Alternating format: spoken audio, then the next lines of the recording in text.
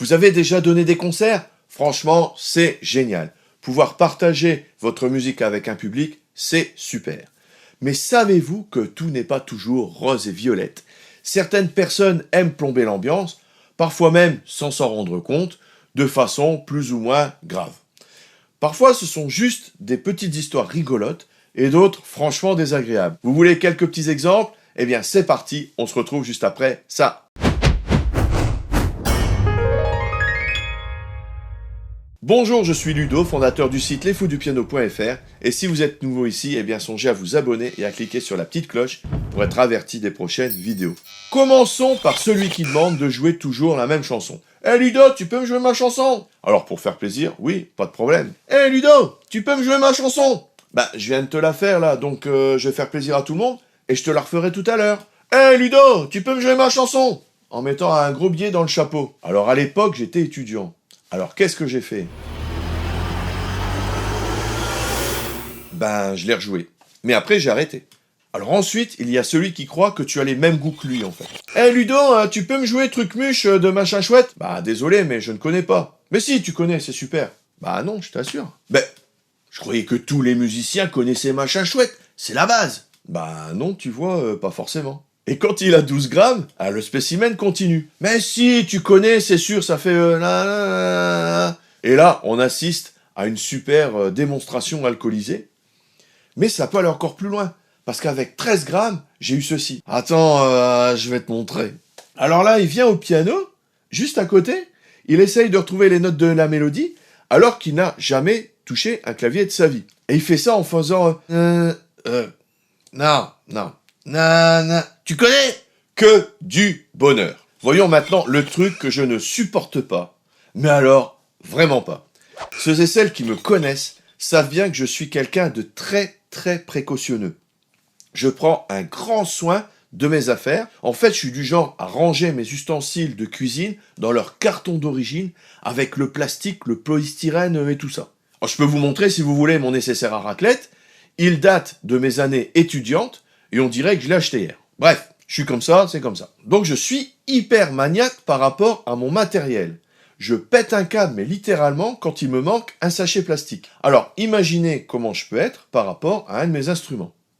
Un instrument de qualité, ça coûte très cher, et au-delà du prix, cela représente beaucoup pour nous les musiciens. Il y a un réel attachement avec notre instrument, c'est un lien très fort, plus qu'avec n'importe quel objet. Certains vont être fanatiques de leur voiture, moi ce sont de mes instruments. Ceci dit, j'explique la situation. Étant plus jeune, je jouais fréquemment dans des cafés, seul ou en groupe, et dans ces lieux, il n'y a pas souvent de place. Je prends toujours un piano numérique de 88 touches pour être à l'aise, mais c'est assez volumineux. Et on se retrouve donc avec pas mal de gens tout autour, et ils sont là pour passer un bon moment, et il n'y a aucune méchanceté chez eux. Ils ont leur verre de bière à la main, mais au bout d'un moment, ça doit être lourd pour eux, car ils veulent le poser. Et devinez où? Sur le bar? Non. Sur une table? Non. Sur mon piano. Mon piano n'est pas un meuble. Si la bière tombe, mon piano est foutu, ma vie est gâchée.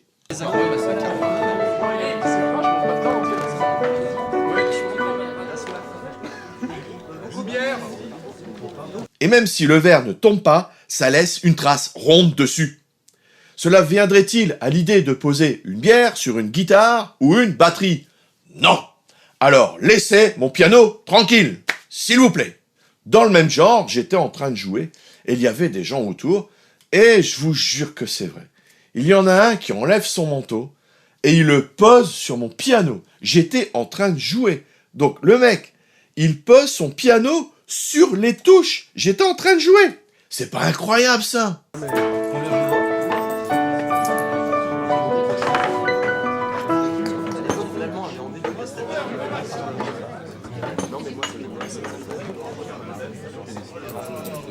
Alors déjà, s'il l'avait fait alors que personne ne jouait, j'aurais déjà pété un câble. Mais là, non, mais sérieusement, c'est incroyable. Et en plus, il n'était pas content quand je lui ai dit de le reprendre. Donc si vous voulez un petit meuble sympa, qui fait à la fois porte-manteau, petite tablette pour poser votre verre, il y en a chez Yamaha, Roland ou Kawai, c'est très stylé. Un petit peu cher, mais bon. Ensuite, et là, sans méchanceté, il y a ceux et celles qui dansent et te bousculent. Alors, ok, c'est pas méchant, mais sérieusement, vous trouvez ça normal qu'on fonce sur votre piano alors qu'on est en train de jouer? De jouer justement la musique sur laquelle ils dansent? Et quand ils s'en rendent compte, ils te regardent et ils font la tête, mais genre, mais qu'est-ce que tu fiches là?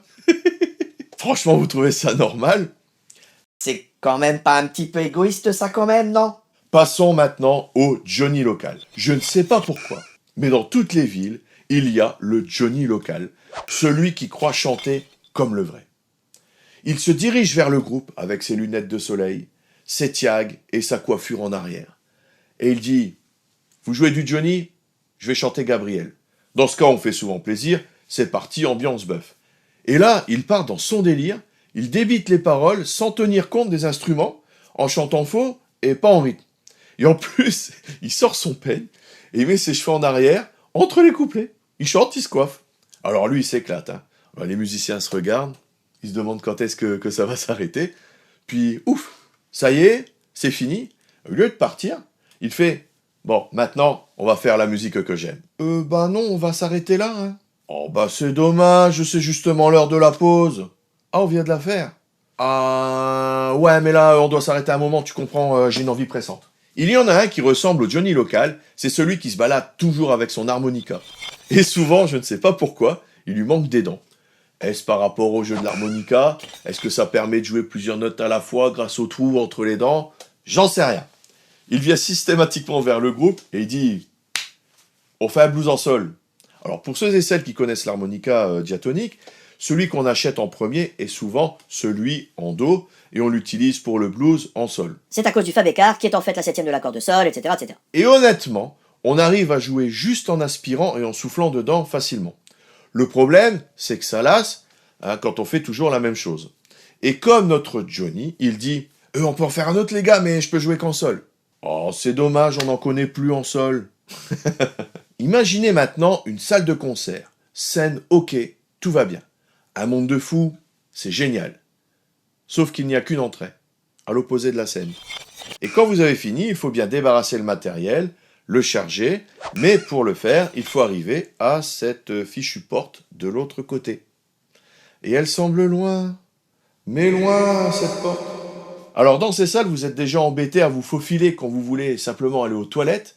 Alors imaginez avec un piano sur l'épaule, avec des amplis, et là vous avez deux types de personnes. Les compréhensifs, comme vous et moi, qui vous laissent passer, et parfois même vous aident à vous frayer un chemin. Et les autres, qui s'en fichent royalement.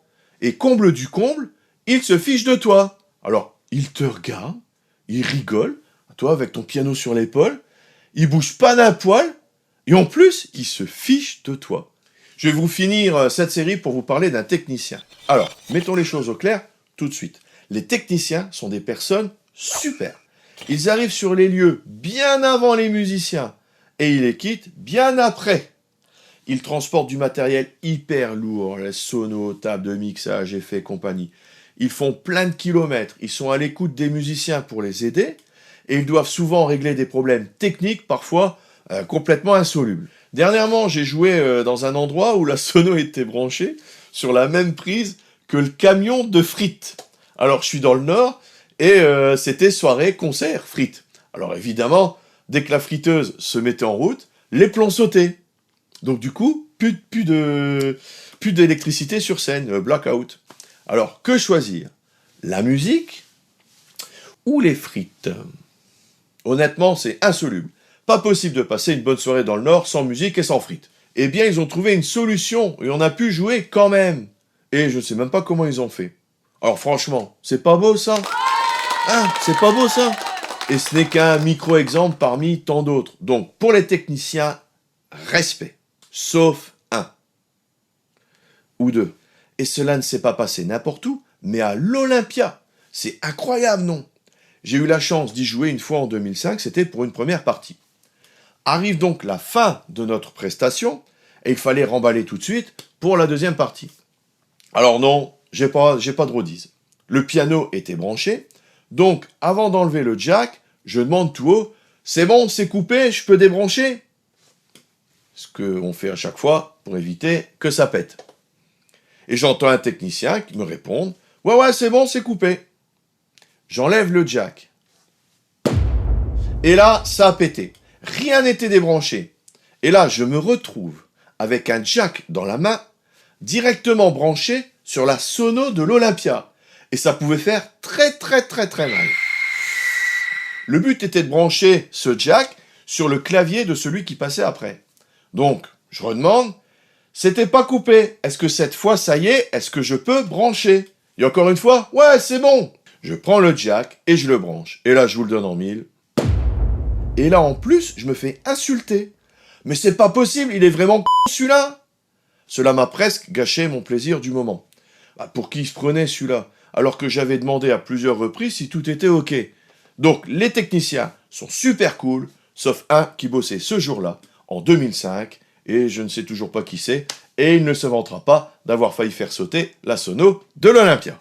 Il y en a un autre aussi, mais celui-là je le garde pour moi. Heureusement, ce ne sont que des gouttes d'eau par rapport au plaisir que l'on rencontre sur scène. C'est souvent dû au méfait de l'alcool. Comme je ne bois pas, j'ai du mal à comprendre, mais les gens s'amusent souvent avec un petit coup de trop, c'est comme ça. Il y a aussi la gentillesse des gens, ceux qui ont le cœur sur la main, qui t'aident à transporter le matériel, qui t'offrent un verre, et dans ce cas, j'ai presque honte de ne pas boire quand je refuse. J'ai fait cette vidéo pour rigoler un petit peu, cela change de ce que je fais habituellement. Le but, bien entendu, n'était pas de blesser qui que ce soit, mais de s'amuser. Merci d'avoir suivi cette vidéo. Vous en voulez plus, eh bien vous pouvez recevoir mes guides et mes vidéos de formation gratuites. Vous recevrez des cours sur comment jouer du piano grâce aux accords, toute la théorie des accords, comment enrichir votre jeu et 10 façons différentes de jouer un même morceau suivant votre niveau. Ça permet aussi de varier le vocabulaire musical. Plus de 60 pages de guide, plus de 2 heures de vidéo, des partitions, des playbacks. Pour recevoir tout ça, vous cliquez sur le lien dans la description. Vous mettez votre prénom, votre email et vous recevez tout ça automatiquement. Il y a des astuces que je donne uniquement par email. Donc si vous n'êtes pas inscrit, vous passerez tout simplement à côté. Si vous avez aimé la vidéo, cliquez sur le petit j'aime juste en dessous. Cela m'aide vraiment pour faire monter la chaîne. Et n'oubliez pas de vous abonner pour ne pas louper les prochaines vidéos. Enfin, n'hésitez pas à laisser un petit commentaire juste en dessous si vous avez une remarque ou si vous avez vous aussi rencontré des casse-bonbons dans les concerts. Mettez vos anecdotes, ça sera toujours rigolo. Merci par avance, à tout de suite dans les vidéos bonus. Salut!